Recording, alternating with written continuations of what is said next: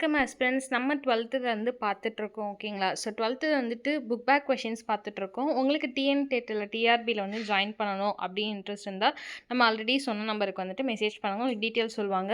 So இன்றைக்கி evening வந்து உங்களுக்கு டிஎன் டெட்டு எப்படி வந்து நம்ம பிடிஎஃப் ஷெடியூல் ரெடி பண்ணியிருக்கோம் அப்படின்றத வந்து உங்களுக்கு சொல்லுவோம். அதோட டீச்சிங்கும் வந்துட்டு போயிட்டு தான் இருக்குது இப்போ 12th. ஸோ 12th வரைக்கும் கேட்பாங்க அப்படின்னு சொல்லியிருக்காங்க. தென் டிஆர்பியும் டிஎன் டெட்டும் வந்து போஸ்ட்பாண்ட் ஆகுமா அப்படின்னு சொல்லிட்டு எதிர்பார்க்காதீங்க. நீங்கள் எந்த அளவுக்கு எஃபோர்ட் போட்டு படிக்கிறீங்களோ படிங்க ஓகேங்களா. ஸோ இன்றைக்கி பார்க்க போகிற டாபிக் என்ன அப்படின்னு பார்த்தீங்கன்னா, ஏகாதிபத்தியத்திற்கும் எதிரான போராட்டங்களில் புரட்சிகர தேசியவாதிகளின் காலம். அதாவது யூனிட் 5 தான் பார்க்க போகிறோம். ஸோ புக் பேக் கொஷின் பார்த்துட்ருக்கோம். Unit 5 book back question 12th வரலாறோடது பார்க்கலாம் ஓகேங்களா. ஸோ முதல் கேள்வி பாருங்கள், இந்திய கம்யூனிஸ்ட் கட்சி எந்த ஆண்டு தொடங்கப்பட்டது? ஓகேங்களா. இந்திய கம்யூனிஸ்ட் கட்சி எந்த ஆண்டு தொடங்கப்பட்டது? ஏ 1920, பி 1925, சி 1930, இ 1935. இந்திய கம்யூனிஸ்ட் கட்சி இருக்குது பார்த்தீங்களா, அந்த இந்தியன் கம்யூனிஸ்ட் வந்து எந்த ஆண்டு தொடங்குறாங்கன்னா 1925. இதை நீங்கள் எப்படி ஞாபகம் வச்சுக்கணும், செல்ஃப் ரெஸ்பெக்ட் மூவ்மெண்ட் வந்து தமிழ்நாட்டில் பெரியார் அவர்களால் தொடங்கப்பட்டிருக்கும். அந்த தமிழ்நாட்டில் பொறுத்தவரை 1925 செல்ஃப் ரெஸ்பெக்ட் மூவ்மெண்ட், இந்தியாவை முழுசாக பொறுத்தவரை 1925களில் இந்திய கம்யூனிஸ்ட் கட்சி தொடங்கப்படுகிறது ஓகேங்களா. இரண்டாவது கேள்வி, கல்பனா தத் எதனுடன் தொடர்புடையவர்? கல்பனா தத் இருக்காங்க பார்த்தீங்களா, அவர்கள் வந்து எதனுடன் தொடர்புடையவர் அப்படின்னு கேட்டிருக்காங்க. ஏ இந்துஸ்தான் சோஷியலிஸ்ட் ரிபப்ளிகல் அசோசியேஷன், பி வங்காள சபை, சி இந்திய கம்யூனிஸ்ட் கட்சி, டி இந்திய குடியரசு இராணுவம். உங்களுக்கே தெரிஞ்சிருக்கும் கல்பனா தத் அவர்கள் யார் என்றுன்னு சொல்லிட்டு. அவங்களுடைய எது தொடர்புக்கு இங்கே இருக்குது கொடுத்த ஆப்ஷன்ஸில் அப்படின்னு பார்த்தீங்கன்னா, அவங்க வந்து இந்திய குடியரசு இராணுவத்தோட தொடர்புடையவர்கள் தான் கல்பனா தத் அவர்கள் ஓகேங்களா. மூன்றாவது கேள்வி பாருங்கள், பொறுத்து கொடுத்துருக்காங்க. நீங்கள் படிக்கும்போது அந்த கான்பூர் சதிவருக்கு கான்ஸ்பிரசியில் படிச்சிருப்பீங்க பார்த்தீங்கன்னா, ரொம்ப இம்பார்ட்டண்டான டாபிக் ஆஸ்பிரண்ட்ஸ். ஸோ அதை படிச்சுக்கோங்க. ஏ பார்த்தீங்கன்னா என்ன கேட்டுட்ருக்காங்கன்னா, கான்பூர் சதி வழக்குடைய ஆண்டு, மீரட் சதி வழக்கு, நெக்ஸ்ட்டு சி சிட்டாங் ஆயுத கிடங்கு கொள்ளை, டி இந்திய தேசிய காங்கிரஸின் கராச்சி மாநாடு ஓகேங்களா.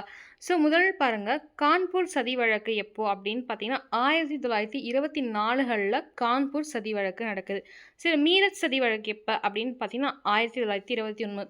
இந்த சதி வழக்குலாம் இருக்குது பார்த்தீங்களா, இந்த நந்தகுமார் கேஸ் ஆகட்டும், இல்லைனா வந்து லைட் ஹவுஸ் கேஸ் ஆகட்டும், இந்த மாதிரி கேஸ் வந்து எல்ஐசி கேஸ் ஆகட்டும், இந்த மாதிரி கேஸஸும் சரி எல்லாமே க்ரனாலஜிக்கலில் கேட்கறதுக்கான 60-70% ஒரு இது இருக்குது ஓகேங்களா, எக்ஸ்பெக்டேஷன்ஸ் இருக்கும் கேட்பாங்கன்னு சொல்லிட்டு. ஸோ சதியெலாம் நீங்கள் படிக்கும்போது சதி வழக்கு அனைத்தையுமே க்ரனாலஜிக்கல் காலவரிசைப்படி படிக்கிறது ரொம்ப மிகவும் நன்மையான விஷயம் ஓகேங்களா. ஸோ அது மாதிரி படிங்க. இப்போ இதிலே கூட பாருங்கள், கான்பூர் அப்படின்றது 1924, அதற்கு பிறகு தான் மீரத்துடைய வழக்கு, மீரட் சதி வழக்கு வந்து தொடர்கிறது ஓகேங்களா 1929களில். சரி, சி பாருங்கள், சிட்டாகாங் ஆயுத கிடங்கு கொள்ளை அப்படின்னு கேட்டிருக்காங்க. அதோடைய அந்த கொள்ளை வழக்குடைய யார் வந்து சம்மந்தப்பட்டிருக்க ஒரு ஆள் அப்படின்னு பார்த்தீங்கன்னா, நம்ம சூர்யா சென் அவர்கள் தான் ஓகேங்களா.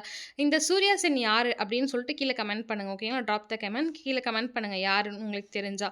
நேற்று நிறைய பேர் கமெண்ட் பண்ணியிருந்தீங்க, லாலா லஜபதி ராய் தான் சரியான விடை, தடியடியால் கொல்லப்பட்டவர் அவர் தான், சைமன் கமிஷனில் அவருக்காக தான் வந்து சில கூட்டங்கள் வந்துட்டு ஏற்படுத்தியிருப்பாங்க. சரியான விடை, கரெக்டாக சொன்ன எல்லாத்துக்குமே கங்க்ராஜ் ஓகேங்களா. ஸோ பாருங்கள், ஈ வந்து என்ன அப்படின்னு பார்த்தீங்கன்னா, இந்திய தேசிய காங்கிரஸ் வந்து கராச்சி மாநாட்டில் நடந்தது. இது எதுக்காக நடந்தது அப்படின்ற மாதிரி மீன் பண்ணியிருக்காங்க. ஸோ இது எதுக்காக நடந்ததுன்னா, நம்மளுடைய அடிப்படை உரிமைகள் வேண்டும் அப்படின்ற ஒரு கோரிக்கை வைத்திருப்பார்கள். அதன் காரணமாக இந்த இந்திய தேசிய காங்கிரஸ் மாநாடு கராச்சி மாநாட்டில் நடந்திருக்கும் ஓகேங்களா. ஸோ இந்த கராச்சி மாநாடுடைய இயர் கூட கேட்கலாம், என்ன ரீசன் கேட்கலாம். ஸோ கான்பூர் சதி வழக்கு அப்படின்னு சொன்னால் 1929, மீரட் சதி வழக்கு 1929, சிட்டாங்காங் அவருடைய கொள்ளை அப்படின்னு பார்த்தீங்கன்னா சூர்யா சென் அவர்கள், இந்திய தேசிய காங்கிரஸ் கராச்சி மாநாடு அடிப்படை உரிமைகள். நாலாவது கேள்வி பாருங்கள், கீழ்காண்பவர்களின் 64 நாட்கள் உண்ணாவிரதத்திற்கு பிறகு சிறையில் உயிரிழந்தவர் யார்? ஸோ இந்த இருக்காங்க பார்த்தீங்களா, இதில் இருக்கக்கூடிய 4 ஆப்ஷன்ஸில் யார் ஒருத்தர் 64 நாள் வந்துட்டு உண்ணாவிரதம் இருந்திருக்காரு, ஆனால் சிறைக்கு போனதுக்கு அப்புறம் உயிரிழந்திருக்காரு யார் அப்படின்னு பார்த்தீங்கன்னா, ஏ புலிந்தாசா, பி சச்சின் சன்யாலா, இல்லை டி ஜதீந்திரநாத் தாஸா, இல்லை டி பிரீத்தி வதேதாரா ஓகேங்களா. ஸோ யார் வந்து இந்த கேள்வி கூட்டல் எப்படி கேட்பாங்க அப்படின்னு பார்த்தீங்கன்னா 64க்கு பதில் வேறு ஏதாவது மேபி கொடுக்கலாம் ஓகேங்களா. இல்லை சிறைக்கு செல்லும் முன்னரே உயிரிழந்தார் அப்படின்ற மாதிரி சில வார்த்தைகள் மாறுபடலாம். ஸோ நல்லா படிச்சுக்கோங்க. கீழ்காண்பவர்களில் 64 நாட்கள் உண்ணாவிரதத்திற்கு பிறகு சிறையில் உயிரிழந்தவர் யார் அப்படின்னு பார்த்தீங்கன்னா ஜதீந்திரநாத் தாஸ் அவர்கள் தான் 64 நாட்களுக்கு பிறகு உண்ணாவிரதம் இருந்து சிறையில் உயிரிழந்தார் ஓகேங்களா. 5வது கேள்வி பாருங்கள். ஸ்டேட்மெண்ட் கொஸ்டின் என்ன? முதல் ஏ வந்து இது வட அமெரிக்காவில் ஏற்பட்டது. என்ன கொஸ்டின் பார்த்துக்கோங்க. பொருளாதார பெரும் மந்தம் அப்படின்னு சொல்கிறாங்க. ஓகே, பொருளாதார பெருமந்தம் இது வட அமெரிக்காவில் ஏற்பட்டது. பி வாழ்த்தெருவில் ஏற்பட்ட வீழ்ச்சியானது பெரும் மந்தத்தை விரிவுபடுத்தியது. சி பாருங்க, பெரும் மந்தம் வசதி படைத்தவர்களை மட்டுமே பாதித்தது. டி வலைவீழ்ச்சி அடைந்தால் பெரும் மந்தத்தின் போது சிறப்பான வாழ்க்கை முறையை தொழிலாளர்கள் அனுபவித்தனர். உங்களுக்கே தெரியும். ஸோ பெரும் மந்தம் அப்படின்னும் போது நம்ம சியும் டியும் ஃபஸ்ட் எலிமினேஷன் ஆப்ஷன் பாருங்களேன். பெருமந்தம் இருக்கப்போ எப்படி வந்துட்டு நீங்கள் ஒரு நல்லா ரிச்சாக இருக்கவங்க வந்துட்டு பாதிப்பாங்க அப்படின்றது பாருங்கள். ஸோ பெருமந்தம் ஏற்படும் போது அனைவருமே பாதிப்பார்கள். ரிச்சி அப்படிலாம் கிடையாது, எல்லாருமே பாதிப்பாங்க. ஸோ அந்த கூற்று தவறு. அதே போல் டி பாருங்கள், விலை வீழ்ச்சி அடையுது. ஓகே, ஒரு நிர்ணயிக்கிறாங்க ஒரு விலை. ஒரு தக்காளி வந்து ஒரு கிலோ வந்து ஒரு 30 ரூபாய் அப்படின்னா நிர்ணயிப்பு வந்து வீழ்ச்சி அடையுது அப்படின்னா எப்படி வந்துட்டு தொழிலாளர்கள் வந்து சந்தோஷம் அடைவார்கள். ஸோ அவங்க வந்துட்டு கஷ்டப்பட்டு தொழில் பண்ணி விவசாயம் பண்ணி ஒரு கிலோ ஒரு 50 ரூபாய் இல்லை 30 ரூபான்னு வைக்கிறாங்கன்னா அது வெறும் 5 ரூபாய்க்கோ இல்லை 10 ரூபாய்க்கோ கொடுக்கும்போது எப்படி தொழிலாளர்கள் வந்துட்டு சந்தோஷம் அடைவார்கள், மகிழ்ச்சி அடைவார்கள். ஸோ இதுவுமே தப்பு. ஸோ நீங்கள் பார்த்தீங்க அப்படின்னா ஸ்டேட்மெண்ட் 3ம் தவறு, 4ம் தவறு. அப்போ எது சரி அப்படின்னு பார்த்தீங்கன்னா எக்கனாமிக்கலாக வந்து ஒரு பெரிய மந்தம் ஏற்பட்டது எந்த நாட்டில் அப்படின்னு பார்த்தீங்கன்னா வட அமெரிக்காவில் நடைபெறுகிறது. 2 பாருங்கள், எந்த தெருவில் அப்படின்னு பார்த்தீங்கன்னா வாழ்த்தெருவில் ஏற்பட்ட வீழ்ச்சியின் காரணமாக பெருமந்தம் வந்து அது ரொம்ப ஸ்பீடாக பரவுச்சு அப்படின்னு சொல்கிறாங்க. ஸோ 1 மற்றும் 2 கரெக்டு. 6வது கேள்வி பாருங்கள். முதலாவது பருத்தி தொழிற்சாலை பம்பாயில் தொடங்கப்பட்ட ஆண்டு எது? ஸோ உங்களுக்கே தெரியும், காட்டன் தொழிற்சாலை வந்து பம்பாயில் தொடங்குவாங்க தற்போது மும்பையில். அது வந்து எந்த ஆண்டு தொடங்கப்பட்டதுன்னு கேட்குறாங்க. பி 1854களில் தொடங்கப்பட்டது. சரி, இதே வந்து மும்பையில் ஒரு விஷயம் நடக்கும். 1853களில் ஒரு விஷயம் நடக்கும். ஓகே, தானேலேருந்து மும்பை வரைக்கும். அந்த மேட்டர் என்ன, அந்த விஷயம் என்ன அப்படின்னு சொல்லிட்டு கீழே கமெண்ட் பண்ணுங்கள். 7வது கொஷின் முன்னாடி படித்த அதே கொஷின் தான். கல்பனா தத் வந்து எதற்கு தொடர்புடையவர்கள் அப்படின்னு சொல்லும்போது படித்தோம் ஓகேங்களா. நெக்ஸ்ட் இங்கே பாருங்க, இராணுவத்துக்கு தொடர்புடையவர்கள்ன்ட்டு. சீட்டாங் ஆர்மௌரி ரைடர்ஸ் ரெமைனிசன்ஸ் என்ற நூல் கல்பனா தத் என்பவரால் எழுதப்பட்டது அப்படின்னு கொடுத்துருக்காங்க. Statement questions. கல்பனா தத் தாய்நாட்டின் விடுதலைக்காக ஆயுதம் தாங்கி போராடினார்னு கேட்டிருக்காங்க. சி பாருங்கள், கல்பனா தத் அவர்கள் பேரரசருக்கு எதிராக போர் தொடுத்தார் என குற்றம் சாட்டப்பட்டார். இது 3மே சரியானது தான். ஸோ ஸ்டேட்மெண்ட் பார்த்தீங்கன்னா அனைத்தும் சரி ஓகேங்களா. கல்பனா தத் அவர்களால் சிட்டாகாங் ஆர்மௌரி ரைடர்ஸ் ரெமினிசன்ஸ் அப்படின்ற ஒரு புத்தகம் எழுதப்பட்டது. நல்லா நேம் ஞாபகம் வச்சுக்கோங்க. சிட்டாகாங் ஆர்மௌரி ரைடர்ஸ் ரெமினிசன்ஸ் அப்படின்ற நூல் யாரால் எழுதப்பட்டதுன்னு கேட்கலாம். கல்பனா தத் அவர்களால் எழுதப்பட்ட நூல். கல்பனா தத் வந்து தனது தாய்நாட்டிற்காக ஆயுதம் தாங்கி போராடியவர்கள் ஒருவர் அவர். பின்பு கல்பனா தத் இருக்கார் பார்த்தீங்களா, அவங்க வந்து கல்பனா தத் என்ன பண்ணுறாங்கன்னா அங்கே இருக்கக்கூடிய பேரரசை வந்துட்டு எதிர்த்து போர் தொடுக்கிறாங்க அப்படின்னு சொல்லிட்டு குற்றம் சாட்டப்பட்ட ஒருவர். ஸோ இது அனைத்தும் கரெக்டு. 8வது கேள்வி பாருங்கள். இப்போ தான் இந்த கேள்வி கேட்டேன். ஆக்சுவலாக கேள்வி பின்னாடியே இருக்கு போல். முதலாவது பயணிகள் ரயில் 1853 எந்த இடங்களுக்கு இடையே ஓடியது? ஸோ பாருங்கள், முதல் பயணிகள் ரயில் 1853 மும்பை டு தானே வரைக்கும் விடுறாங்க. அதுக்கடுத்த கேள்வி, கல்கத்தாவில் முதலாவது சணல் ஆலை தொடங்கப்பட்ட ஆண்டு அப்படின்னு கேட்டால் 1854. இந்த இடத்துல ஒரு க்ரானாலஜிக்கலான ஒரு கொஷின் என்ன கேட்பாங்கன்னா, இந்த இடத்துல சணல் அப்படின்னும் போது 1855 வந்தது. அதுக்கு முன்னாடி பம்பாயில் வந்து காட்டன் வந்து தொழிற்சாலை ஏற்படுத்தப்பட்ட ஆண்டு 1854ன்னு படித்தோம். ஸோ 54கள் என்ன, 55கள் என்ன அப்படின்னு படிச்சுக்கோங்க. 53 மும்பையிலேருந்து தானே வரைக்கும் ரயில் பாதை முதல் முறையாக அமைக்கப்படுகிறது. 10வது கேள்வி, பின் வருவோரில் கான்பூர் சதி வழக்கில் கைது செய்யப்பட்டவர் யார்? ஸோ இப்போ தான் படித்தோம். கான்பூர் சதி வழக்கு அப்படின்றது 1924களில் வந்து நடக்கும் ஓகேங்களா. கான்பூர் மீரத் வந்து 1929களில் நடக்கும். அந்த கான்பூர் சதி வழக்கில் யார் கைது செய்யப்பட்டார்கள் அப்படின்னு சொல்லிட்டு உங்களுக்கு 4 வந்துட்டு ஆப்ஷன்ஸ் கொடுத்துருக்காங்க. ஏ எமன் ராய் அவர்கள் வந்து எதுக்கு வருவாங்கன்னு உங்களுக்கு தெரியும். பகத்சிங் அவர்கள், சி எம் ஏ டாங்கே அவர்கள், டி ராம் பிரசாத் பிஸ்மில் அவர்கள் ஓகேங்களா. ஸோ ஆப்ஷன் பார்த்தீங்கன்னா, கான்பூர் சதி வழக்கில் கான்ஸ்பிரசியில் யார் ஈடுபட்டிருப்பாங்கன்னு பார்த்தீங்கன்னா, எஸ்.ஏ. டாங்கே அவர்கள் ஈடுபட்டிருப்பார்கள். 11வது கேள்வி, கான்பூர் சதி வழக்கு குறித்து பின்வரும் எந்த கூற்றுகள் சரியானவைன்னு கேட்டிருக்காங்க. ஸோ கான்பூர் சதி வழக்கு 1924 நடக்குது. எஸ்.ஏ. டாங்கே அவர்கள் ஈடுபட்டிருக்கிறார் அப்படின்னு பார்த்தோம். இதில் என்ன வந்து கரெக்டு ஸ்டேட்மெண்ட்டில் அப்படின்னு பார்த்தீங்கன்னா, சணல் மற்றும் பருத்தி தொழிற்சாலைகளில் தொழிற்சங்கங்கள் தோன்றின. ஸோ கான்பூர் சதி வழக்கில் என்ன ஆகுதுன்னா, சணல் ஜூட்டுன்னு சொல்லுவோம் பார்த்தீங்களா, அந்த சணலும் சரி பருத்தியும் சரி அதற்கான தொழிற்சாலைகள் வந்து இந்த வழக்கிற்கு பின்பு தோன்றின சங்கங்கள் அப்படின்னு சொல்கிறாங்க. சரி, இது கரெக்டு. 2வது ஸ்டேட்மெண்ட் பாருங்க. இவ்வழக்கில் கம்யூனிஸ்டுகளும் தொழிற்சங்கவாதிகளும் குற்றம் சாட்டப்பட்டனர்கள். ஸோ லேபர் அப்படின்ற ஒரு விஷயம் வந்துருச்சுனாவே கம்யூனிஸ்ட் அப்படின்ற விஷயம் அந்த காலத்துல இருந்தே தொடர்ந்து கொண்டிருக்கும். ஏன் அப்படின்னா, கேபிட்டலிசம் அப்படின்னும் போது அதிகாரத்துவமும் ஒரு தொழிலாளர்களை குறிக்காது, ஒரு அதிகாரத்தையும் அந்த தொழில் இருக்குது பார்த்தீங்களா, அவங்களுடைய முதலாளித்துவத்தையும் குறிக்கிறது வந்து கேபிட்டலிசம். அப்போ கம்யூனிசம் அப்படின்னா லேபரிசம் தான் குறிக்கும். ஸோ அப்போ அந்த லேபர் அப்படின்னு கம்யூனிசம் வந்துடும். ஸோ குற்றம் சாட்டப்பட்டவர்கள் கம்யூனிசத்தை சார்ந்தவர்கள் அப்படின்னு சொல்லியிருக்காங்க. இதுவும் கரெக்டு. 3வது பாருங்க. இவ்வழக்கு நீதிபதி ஹெச்.சி. ஹோம்ஸ் என்பவரின் முன்பாக விசாரணைக்கு வந்தது. கரெக்டானு கேட்டால் கரெக்டாக. ஹெச்.சி. ஹோம்ஸ் அவர்கள். இந்த கேள்வியை எம்சிக்யூவில் கேட்கறதுக்கு வாய்ப்பு இருக்குது. எப்படி அப்படின்னு பார்த்தீங்கன்னா, எந்த வழக்கில் ஹெச்.சி. ஹோம்ஸ் அவர்களுக்கு முன்பு விசாரிக்கப்பட்டதுன்னு கேட்கலாம். இல்லை எந்த வழக்கில் ஹோம்ஸ் அவர்கள் வந்து நீதிபதியாக இருந்தார்கள், இல்லை கான்பூர் சதி வழக்குக்கு நீதிபதியாக இருந்தவர் யார் அப்படின்னு கேள்விகள் வரலாம். ஓகேங்களா? ஸோ 3மே கரெக்டு. லாஸ்ட் ஒன் தவறு. ஸோ குறுகிய விடைகளில் பார்க்கலாம். இந்தியாவில் கம்யூனிஸ்ட் கட்சி உருவாக்க கிரேட் பிரிட்டனால் அனுப்பப்பட்ட 3 ஆங்கில கம்யூனிசவாதிகள் பெயர்கள் கேட்டிருக்காங்க. பிலிப் ஸ்ப்ராட் அவர்கள், பான் பிராட்லி அவர்கள், லென்ஸ்டர் ஆட்சின்சன் அவர்கள். ஓகேங்களா?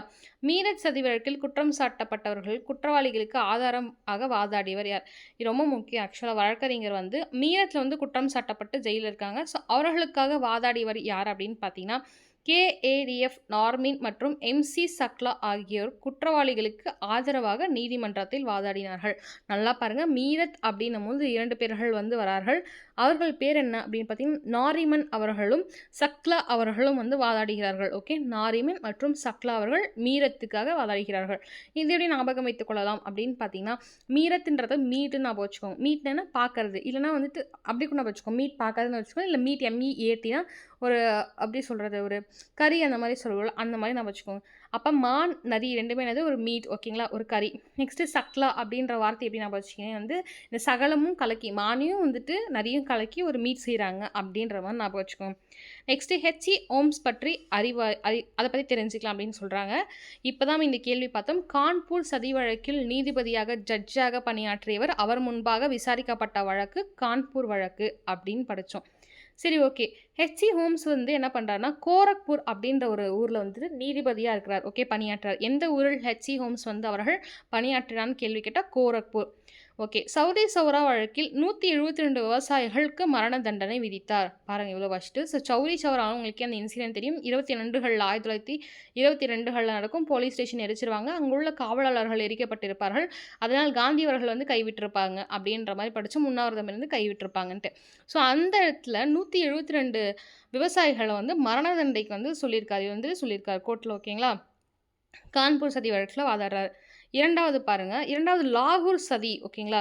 ஸோ முதல்ல பார்த்தது கான்பூர், 2 மீரட், இப்போது 3 லாகூர். பிரிட்டிஷ் காவல்துறை அதிகாரி சாண்ட்ரஸ் கொலை வழக்கே 2வது சதி வழக்கு எனப்படுகிறது. லாகூர் சதி வழக்கு எனப்படுகிறது. ஓகேங்களா? ஸோ பாருங்கள், எந்த காவலாளி அப்படின்னு கேட்டாங்கன்னா, சாண்ட்ரஸ் அப்படின்ற ஒருத்தர் இருப்பார். அவர் வந்து கொண்டு இருப்பாங்க. அதுக்காக ஒரு வழக்கு தொடர்ந்த வழக்கு என்னென்னா 2வது லாகூர் சதி வழக்கு அப்படின்னு சொல்லலாம். இந்த வழக்கில் ராஜ்குரு அவர்கள், சுகாதேவ் அவர்கள், ஜதீந்திரநாத் தாஸ் அவர்கள், பகத்சிங் அவர்கள் உள்ளிட்டவர்கள் வந்து கைது செய்யப்பட்டிருப்பார்கள். ஸோ நம்ம சொன்ன மாதிரி 3வது கேள்வி பாருங்கள். புகழ்பெற்ற கோராக்பூர் நீதிபதியான ஹோம்ஸ், அதாவது ஹோம்ஸ் பற்றி நம்ம சொல்லியிருக்க முன்னாடியே ஹெச்.சி. ஹோம்ஸ் அவர்கள் கோராக்பூரில் பணிபுரிந்திருந்தார்கள். 172 பேரை வந்து தூக்கிலிட்டாங்க சௌரி சௌராவில் கடந்துக்கிட்ட விவசாயிகளை அப்படின்னு சொன்னோம்.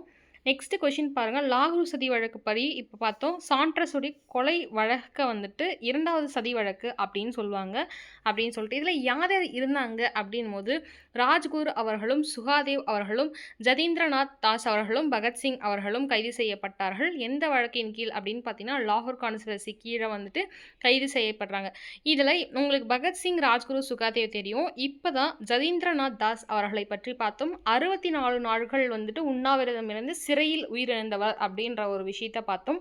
ஓகேங்களா?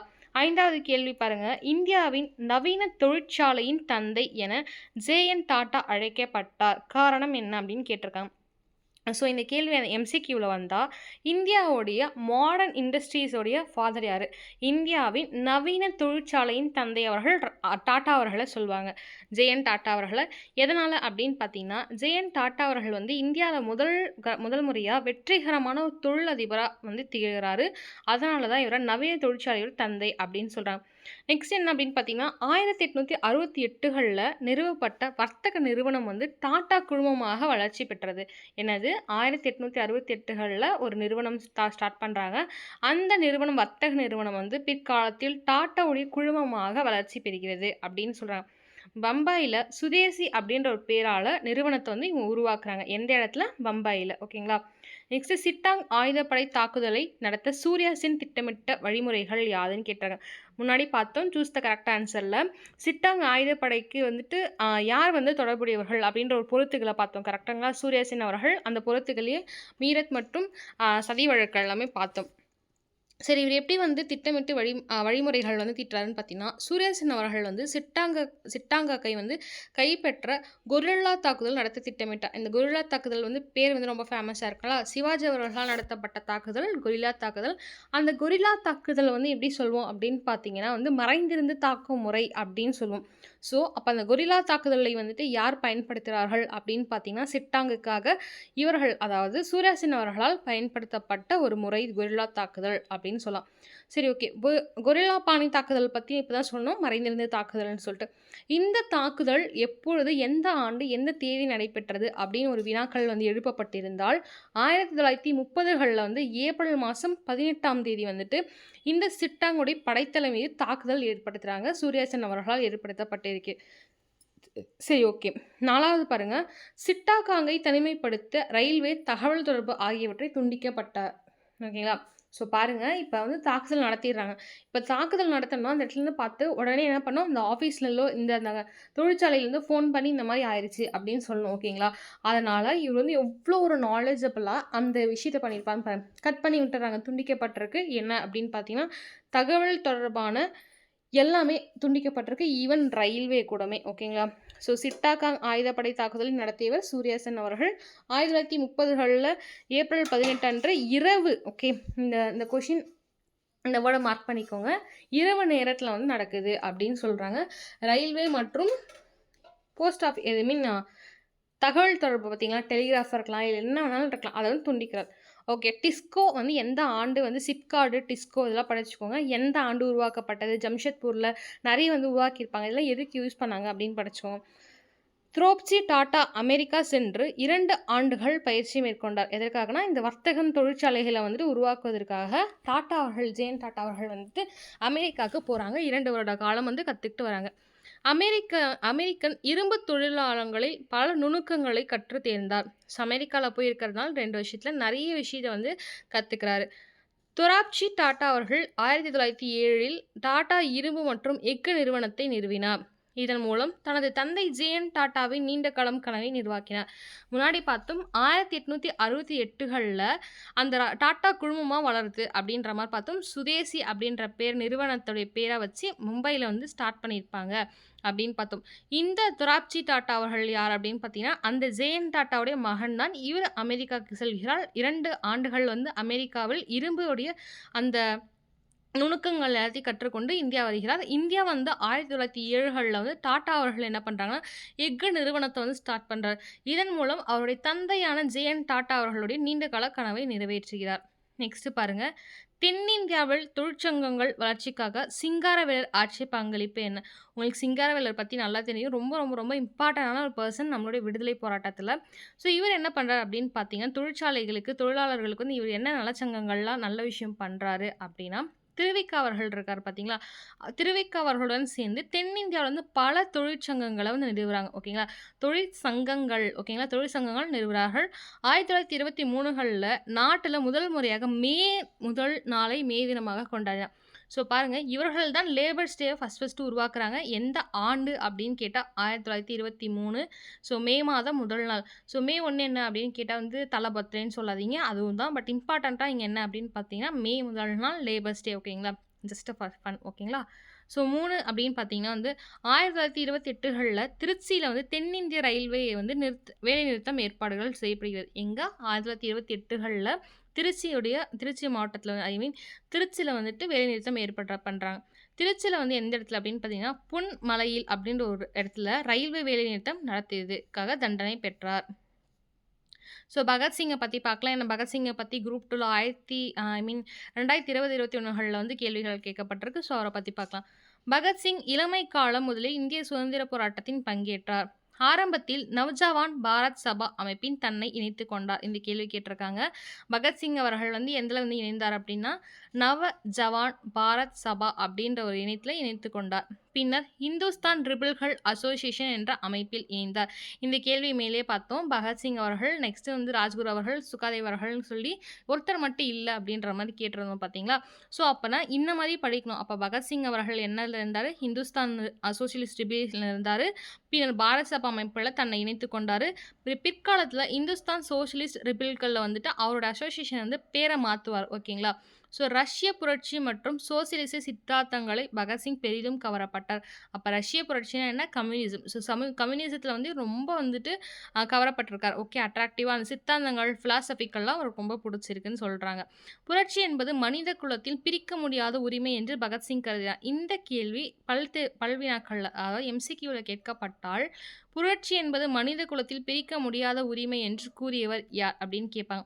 ஓகேங்களா? கேட்கறதுக்கான சான்சஸ் பகத்சிங் பத்தி எப்பொழுதும் ஒரு கேள்வி வந்து கொண்டே இருக்கிறது. முக்கியமா டிஎன்பிசில மேக்ஸிமம் கேட்பாங்க. இந்த முறையில டிஆர்பி டெட்லயும் கேட்கறதுக்கான வாய்ப்புகள் அதிகமாக உள்ளது. நான் முன்பே சொன்ன மாரி 2022கள் பொறுத்தவரை இந்த கேள்விகள் கேட்டார்கள். என்ன அப்படின்னு பார்த்தீங்கன்னா வந்துட்டு 1929கள் ஏப்ரல் 8ஆம் தேதி சட்டமன்றத்தில் குண்டு வீசி தாக்குதல் நடத்தினார் அப்படின்னு கேட்ட பகத்சிங்குடன் கூட இருந்தவங்க யார்? ஓகேங்களா? சூர்யா சின்ஹா, ராஜ்குருவா, சுகாதேவா இந்த மாரி கூட வந்து 3 பேர் இருப்பாங்க. அவங்க யாரு? அப்படின்ற மாரி கேட்டிருந்தாங்க. ஸோ பகத்சிங் படிச்சீங்கன்னா, அந்த சோசியலிஸ்ட்ல யார் இருக்காங்க?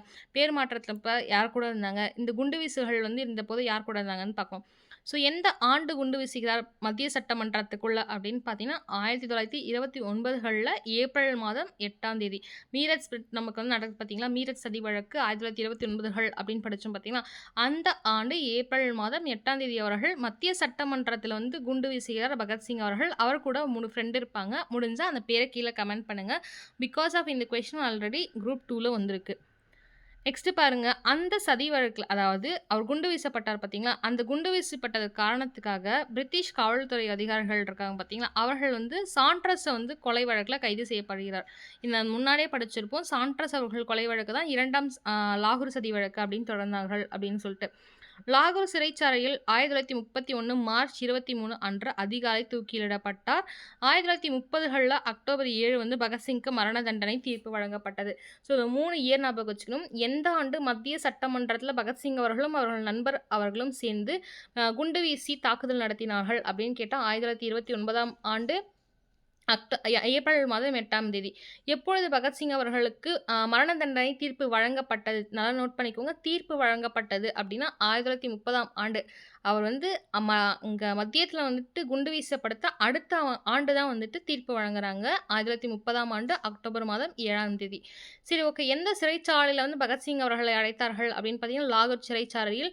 எப்பொழுது எந்த சிறைச்சாலையில் தூக்கிலிடப்பட்டார் அப்படின்னு கேட்டீங்கன்னாலும் 1930 அதாவது 29கள்ல குண்டு வீசப்படுது. 30கள்ல தூக்கிலிடக்கிறதுக்கான உத்தரவு பிறப்பிக்கப்படுகிறாங்க. 31கள்ல மார்ச் மாதம் 23ஆம் தேதி அதிகாலை தூக்கிலிடப்பட்டார் பகத்சிங் அவர்கள். நவஜான் பாரத் சபா அமைப்பில் தன்னை இணைத்துக் கொண்டார். பின்னர் இந்துஸ்தான் ரிபப்ளிகன் அசோசியேஷன் என்ற அமைப்பில் இணைத்துக் கொண்டார். பின்பு அதன் பெயர் மாற்றப்பட்டார். ஓகேங்களா? நெக்ஸ்ட் பாருங்க.